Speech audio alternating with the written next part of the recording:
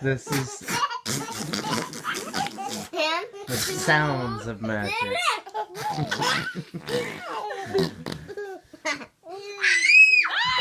Baby laughter is the sweetest thing. And this is episode 10. The rebirth. The phoenix.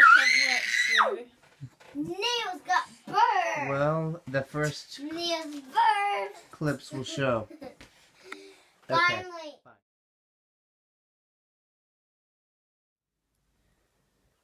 I haven't taken a clip in a while.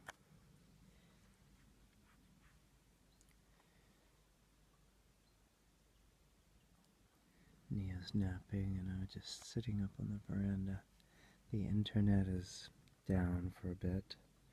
We have no phones.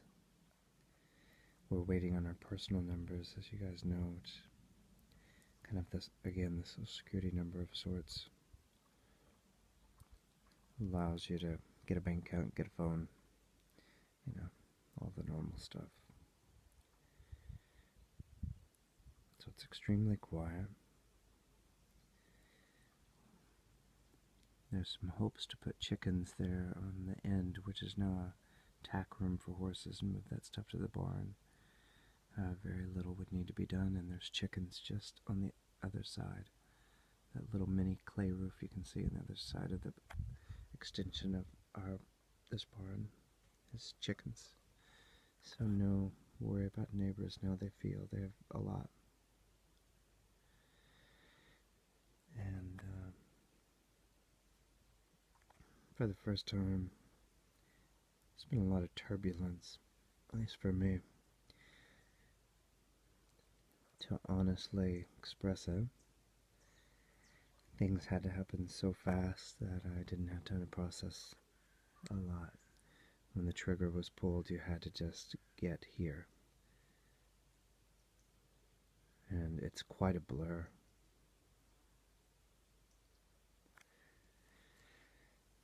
So, like, I sort of went through some mourning on the entry. You know, I enjoyed a lot of aspects of the grind, but I enjoy a lot of aspects of this too. We just have to figure out where the ship is sailing and figure it out.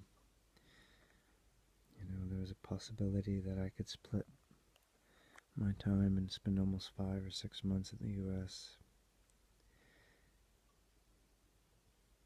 I don't really want to be away from the kids. But we each like our culture for different reasons. I love this culture. I love it. I also love my own, particularly the little oasis of towns like Fayetteville and Pacific Northwest, different areas. It's a huge country. But the familiarity, and it's extremely natural. So we'll see. This morning we were sharing some ideas about the cabins, and I've had this strong vision for the tour as part of it. Since we started Solgave Travel, I look back on the main site, it was one of the words we used with children, nature, animals. Really, it was just this philosophy of ours. We didn't know how it would turn out because it was clay that needed to be worked. I still think that that could be a powerful part of it. But we were talking this morning about some ideas on fundraising for 2 cabins. You don't have to have a permit for more than 2. If you get 2 or less, and the new 25 square meter, they expanded from 15 to 25, require no government type permit, so they're quite easy to put up. Some are kits you could build. And figuring out where to go on the property and water and electricity and stuff. We've held out since our first GoFundMe 3 years ago on the right time to do a crowdsourcing. There's a chance we may lean into the cabins. Certain benchmarks of donations would get a week stay, and food and all the amenities of the travel experience. We could also niche them out into different experiences depending on what the people would want.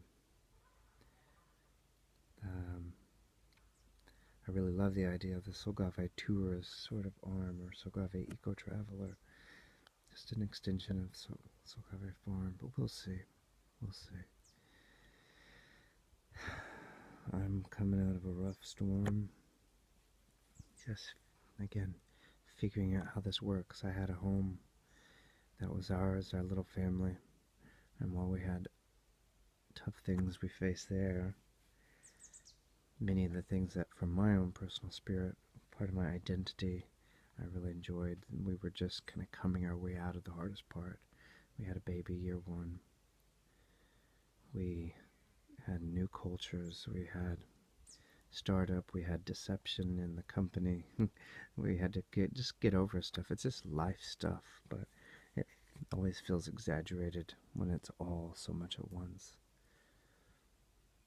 But I do think we can have the best of both worlds if we stay unified and keep learning and stay humble.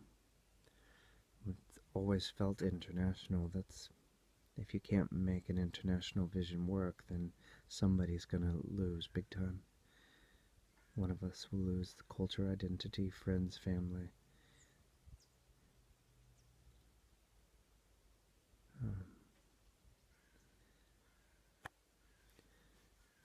So we'll see. Stay tuned. We're at least got a little bit of clay on the pot, and we gotta. I think some magic may happen in the next month. Stay tuned. So this is sort of project day, or preparation for project day. Episode 10 can take on a bit of a different feel as we start to feel our way into some things. We're working through the artist's way. We're starting today into week 1. I'll write more about that. This is clearly her little tack room, the old horse room, where feed was kept and head collars and helmets and all that. So this will be converted into where the chickens will be, and then this is actually a door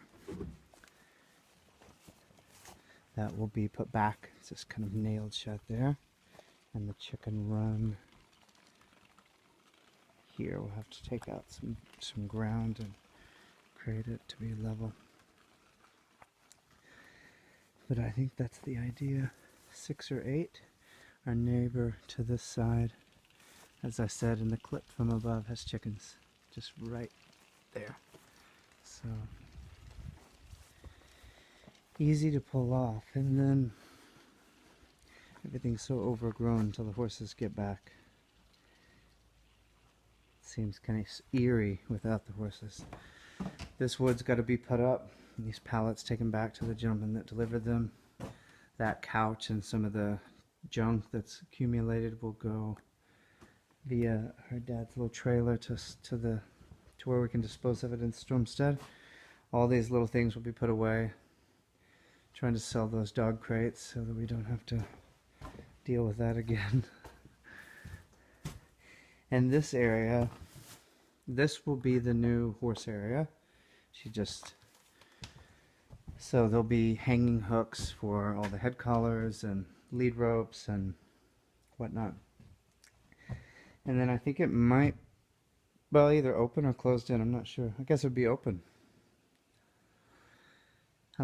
Maybe boarded up a little there. And then this area, all the lumber will go up high, just as you see in various spots around the barn. So it'll just be elevated maybe above where the bunnies are, and hopefully will be again.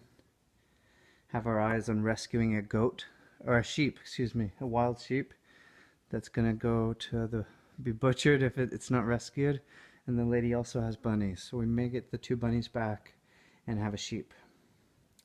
And adding chickens and getting the horses back to create really the farm experience again, which is everything had to be dispersed upon leaving. And then work forward with ideas from there. I'm not going to say a whole lot until we get clay on the pot and work it, as I said.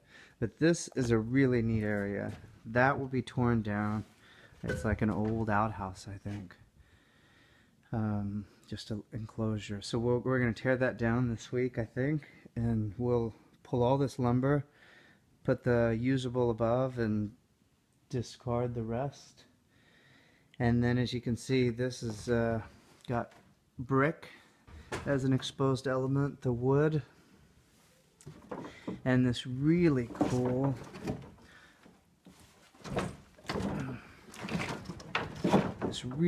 old bench. Who knows the age of that? I don't know. It looks like it could be 100 years old, but I may be off. But anyway, it's really neat. We plan to keep that, clean it up a bit, bring back some of the natural elements, and incorporate it into an outdoor office and think tank with really inspired energy. So 6 months of the year, probably, could be out here working, even with a laptop, talking about insulating it and enclosing it, leaving it open at the top, I think. Actually, I'm not sure. Maybe it would be enclosed, of course, on the top. I'm not sure. There's just been different ideas. But would walk in through the barn and then come out here. So it has an extremely creative, good energy. So lots and lots of cleanup and work to do outside here in the next few weeks. But those should maybe some neat things to see. Just having this wood cleared out and put up will be really cool to see, and this area cleaned out, because then, and this knocked down. Sooner than I can knock that down. I can get it knocked down. Just got to figure out where to put the rest of the lumber, slowly get it put up high. And that could all be done in a few days, I suspect. So, I don't know. This is 5 minutes, so I'm gonna cut off. This is kind of a prelude of what's to come, and we still honestly don't know, but the farm has got to turn back into a farm in all capacities to be able to do some of the things that we started to work towards when prior to making the decision to move to the States and start our cash flow business there, Solgave Animal Solutions. And it was incorporating elements of outdoor education, trying to partner with neighboring communes and have access to the farm for that's a very existing model, and I think the Stromstead kids were shipped to Halden for something similar. The last I knew 2 years ago. There may be ideas for still a couple cabins and a big crowdsourcing campaign, Kickstarter campaign, where donors get a chance to stay at the cabins for free. Well, not for free, but because they're paying into the dream of a big part of this. It's always been a big part for me. The eco tourism part, creating experiences, and some of those could be built around Suneva's animal skills, energy skills.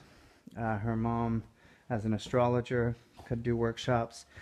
But I think, in my opinion, primarily just renting to people that want to see Scandinavia, non-local people. Particularly, my strong suit would be marketing to English-speaking countries for sure, particularly America and England, I think. But I think there's a huge market in America, but all over Europe and all over the world, I think. It's very common to have a, what you call Swedish farm vacation, where they would stay in a little hut, or we also like to put a teepee, indigenous type teepee in the forest for classes and things like that. So there's a lot of ideas that are not new ideas, it's what we had before, but now it's kind of clearing out the clutter of the mind, body, and spirit, and then seeing where it goes. We're really in a raft or in a canoe and just navigating the current, if that makes sense. Do you know what I mean? Sharpening our skills again, learning how to use the rudders. And then we'll make some decisions when the river turns into a fork. We need to go left or right. Sunniva and I and Solgave, and there'll be some things that perhaps overlap. I honestly don't know, guys. And I think that's part of the neat thing, and with us documenting these, is seeing where the story goes. We will keep putting effort into SAS Northwest Arkansas for a while. My plan is to be back there most of the summer. I don't know about Sunova and the kids, but I can safely say I will. It'll be vital to for a variety of reasons. That's 25% of the year almost, if you include the summer. And we are still looking into animal care here. We've sort of just come out of a storm, and we got her number, the kids' numbers, and we know what I can't do and what I can do, because I'm not going to be issued a number for at least 1 year, meaning I'm not going to really be integrated into this system, but I'm not here illegally. So, kind of like before. So some yins and yangs, some victories and some defeats, but we're leaning into hope, and Sunov and I are really aligning our purpose and working through the artist way, starting the journey of losing it all, guys. I don't have any art on the wall that's mine, or there's nothing really around me that's mine, so quite an identity stripping away to come back here and not even get the one piece of luggage that had our stuff to put on the wall, you know. I like to walk you up here almost. You know, this may just be one episode. I'm gonna do it. I think this is neat. Then it may inspire some of my inspirational peers and go, yes, yes, this floor I think needs some work, her dad said, but I feel